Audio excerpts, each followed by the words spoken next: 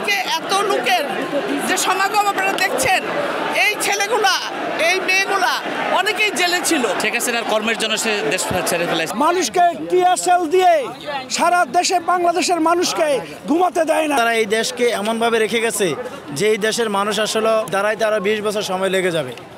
17 বছর আমরা একটা স্বৈরাচারী সরকারের মাধ্যমে দেশ শাসন হয়েছে এবং আমাদের ছেলেপেলেরা জেলে ছিলেন, লক্ষ লক্ষ হাজার হাজার ছেলেপেলে জেলে ছিলেন।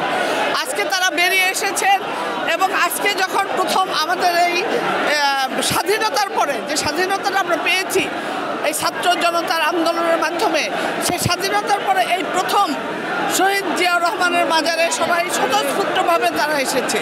গত 5 বছর আমাদেরকে এখানে আসতে দেয় নাই। হাসিনা এই গেট বন্ধ করে দিচ্ছে, আমাদের পকেট গেট দিয়ে আসতেছে। সিনিয়র নেতৃবৃন্দদের ছাড়া কেউ আসতে পারতো না। এখন আমরা উন্মুক্ত হয়েছি, লক্ষ লক্ষ মানুষ আজকে এখানে উপস্থিত হয়েছে। আমরা চাই একটি সুস্থ নির্বাচন, এটার মধ্যে দিয়ে যাতে দেশের মানুষ গণতন্ত্র ফিরে পায়। শেখ হাসিনার কর্মের জন্য সে দেশ ছেড়ে ফেলেছে। শহীদ জিয়া রাষ্ট্রপতি এই দেশকে গণতন্ত্র ফিরিয়ে আনিছে। আজকের তথাকথিত ভোটবিহীন প্রধানমন্ত্রী শেখ হাসিনাকে এই দেশে স্বাধীনতা দিয়েছিল জিয়াউর রহমান, অন্য দেশ থেকে এনেছিল। আর শেখ হাসিনা এই দেশের মানুষকে, এই দেশের জনগণের বোমার আঘাতে মানুষকে টিয়ারশেল দিয়ে সারা দেশে বাংলাদেশের মানুষকে ঘুমাতে দেয় নাই। এই প্যাসেজ সরকারের অধীনে আমরা এতদিনে জিয়ার মাজারে আমরা আসতে পারি নাই। আজকে আমরা স্বতঃস্ফূর্তভাবে জিয়ার মাজারে এসেছি এবং এই প্রতিষ্ঠাবার্ষিকী উপলক্ষে আমরা সব দলবদ্ধ হয়ে বাকি আমাদের সংগঠন একবদ্ধ হয়ে আমরা সবাই এসেছি। এই জন্য আমরা হ্যাপি, আমি খুশি।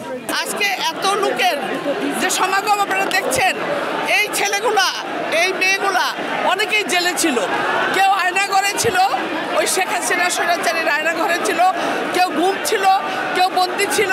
বিভিন্ন কারণে তারা তখন তো আপনি তো বুঝেনি যে মামলা হামলা দিয়ে তাদেরকে জর্জরিত করেছিল, কেউ ঘরে থাকতে পারেনি। 1100-এর উপরে তার মামলা হয়েছে, এখনও 200-300 তার মামলা রয়ে গেছে। এখন সেটা যে 16 বছর যে গুম খুন হত্যা নির্যাতন করছে, ভোট ডাকাতি করছে, এগুলো রেজাল্ট এবং শাস্তি তাকে পেতে হবে।